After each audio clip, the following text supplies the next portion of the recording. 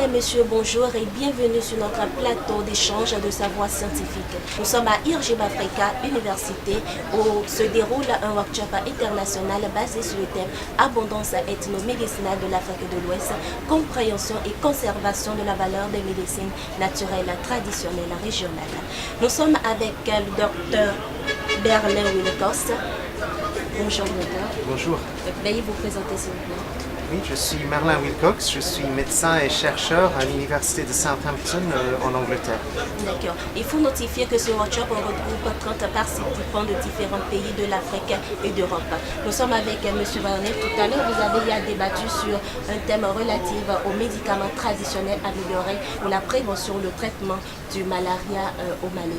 Dites-nous, pourquoi aviez-vous opté pour le Mali? Pourquoi votre choix a été porté sur le Mali? Donc principalement, on m'a invité à participer à ce programme de recherche au Mali. Et puis, le Mali a aussi un système d'enregistrement des médicaments traditionnels améliorés. Il a un département de médecine traditionnelle qui va fêter son cinquantenaire cette année. Donc il y a quand même une très grande expérience de recherche sur les plantes médicinales au Mali. D'accord. Tout au long de votre développement, vous avez mis en place, vous avez émis des produits ou soit des traitements pour la prévention du malaria. Dites-nous, quelles sont ces mesures préventives? Donc en fait, nous avons fait une étude auprès de la population au sud-est du Mali pour voir quels sont les traitements traditionnels que la population utilise en cas de paludisme. Et on a demandé aussi leur impression sur l'efficacité de ces plantes. Est-ce que le patient s'améliorait après ou non?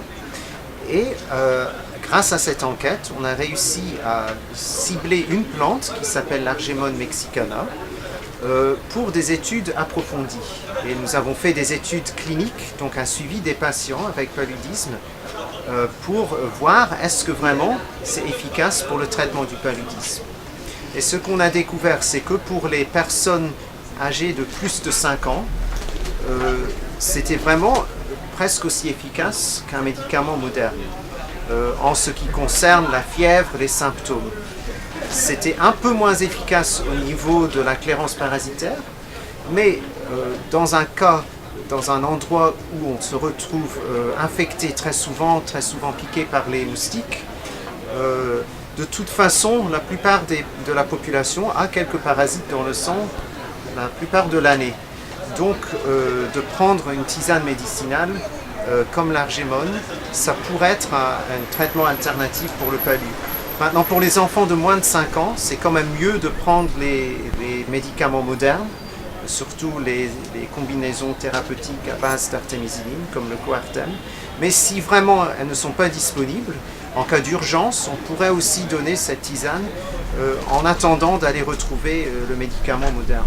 D'accord. Après études approfondies sur ce médicament, sur cette plante, y a-t-il des impacts ou des effets secondaires dans la prise de ce médicament ou pour les enfants âgés de 5 à 1 âge?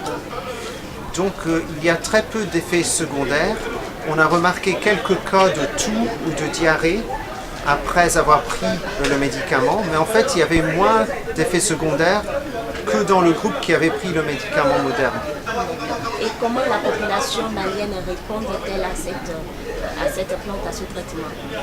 Donc dans le village où nous avons travaillé, dans cette communauté, les gens étaient vraiment très enthousiastes et l'utilisation de cette plante a beaucoup augmenté suite à nos travaux. Parce qu'autrefois, il y avait, dans notre première enquête, on a trouvé qu'il y avait 66 plantes différentes que les gens utilisaient. Et on ne savait pas vraiment lesquelles étaient efficaces, lesquelles n'étaient pas efficaces. Maintenant qu'on a pu identifier la plante qui semble être la plus efficace, on a pu recommander à la population qu'en cas de besoin, s'ils n'ont vraiment pas accès à d'autres médicaments, ils pourraient utiliser cette plante.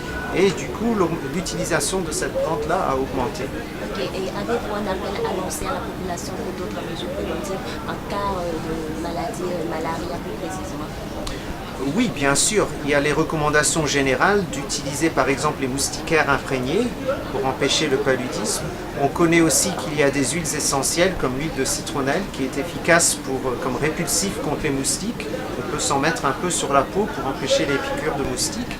Et bien sûr, s'il y a des cas de paludisme grave, où vraiment le patient est très malade, on doit tout de suite se rendre à l'hôpital et ne pas perdre de temps à prendre des tisanes.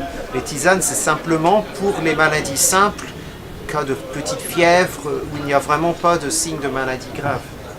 Merci pour votre contribution. Merci à vous. Mesdames et messieurs, nous voilà à la fin de ce temps chrétien. Merci de nous avoir suivis et restez toujours capés sur notre chaîne. La recherche continue avec des chercheurs d'Europe et d'Afrique qui travailleront toujours sur cette thématique. Merci et à la prochaine.